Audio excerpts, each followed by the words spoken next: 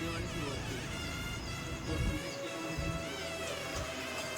सुरुवात झाली ही सोन्याळ विठुरायानं सुरुवात केली.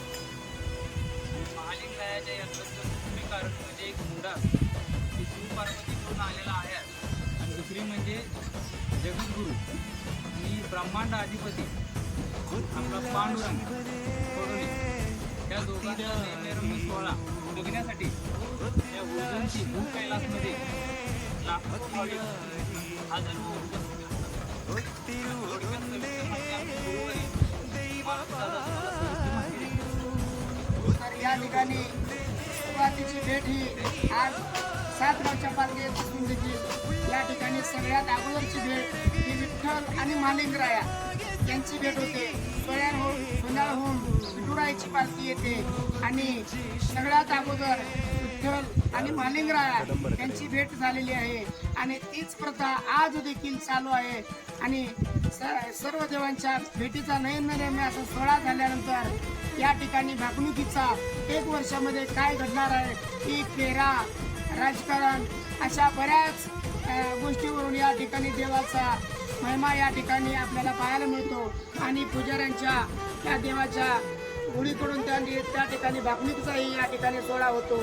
तर भक्तांना या ठिकाणी हुंजंदीच्या पावनभूमीमध्ये येऊन श्री महालिंगरायाचं दर्शन घेतलात आणि या भंडाऱ्याचा महिमा जर तुम्ही मनापासून जर त्या भंडारा लावून देवाकडे मागणी केलात तर 100% तुमची जी इच्छा आहे भगवंताकडे तर भगवंत पूर्ण करतील अशी आम्हाला 100% विश्वास आणि खात्री आहे. आणि या ठिकाणी अनेक भक्तांनी अनुभव देखील घेतलेला आहे.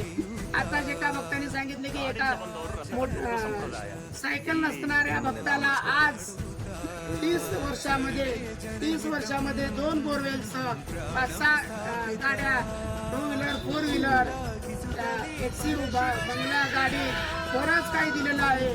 आणि आता जिवंत म्हणजे कालचं उदाहरण सांगायचं म्हणलं तर त्याला गेल्या वर्षी या ठिकाणी आल्यानंतर त्यांच्या मोठ्या मुलाला संतान होतं तर त्यांनी म्हणले की भगवंता मला सगळं अष्टऐश्वर्य दिलेलं आहे पण माझ्या मुलाला फक्त माझ्या मुलाला मूलबाळ नाही आहे तर भगवंता माझी ती इच्छा पूर्ण करावी. तर महालिंगरायाला अभिषेक करून त्यांनी मागून घेतल्यानंतर गेल्या वर्षी दीपावळीला त्यांनी मागून भगवंताकडे इच्छा व्यक्त करून गेलेल्या आहेत. आणि आज त्या मुलाचे घरचे या ठिकाणी डिलिव्हरीसाठी गेलेले आहेत म्हणून त्यांनी या ठिकाणी सांगितलं आहे. तर महालिंगरायाने त्यांचं मनापासूनची इच्छा त्यांनी ऐकली आणि महालिंगराया आज त्या ठिकाणी ज्यांना काय हवं आहे ज्यांना काय इच्छा आहे त्यांनी मनापासून भक्ती केली, मनापासून त्यांच्या वाऱ्या केल्या तर महालिंगराय 100% पावतो. हे आज भक्तांच्या तोंडून आपल्याला ऐकायला मिळत आहे.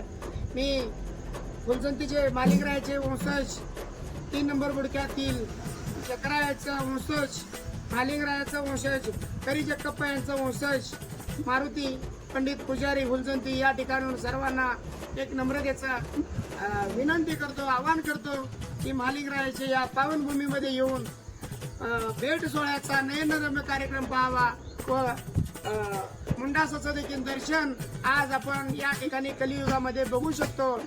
असा नयनरम्य कार्यक्रम आपण याची डोळा बघावा व भंडाऱ्याचा त्या लीला सगळ्या जगामध्ये जो पसरत आहे तो आपण याची डोळा बघावा व पुण्य आपण कमवावा.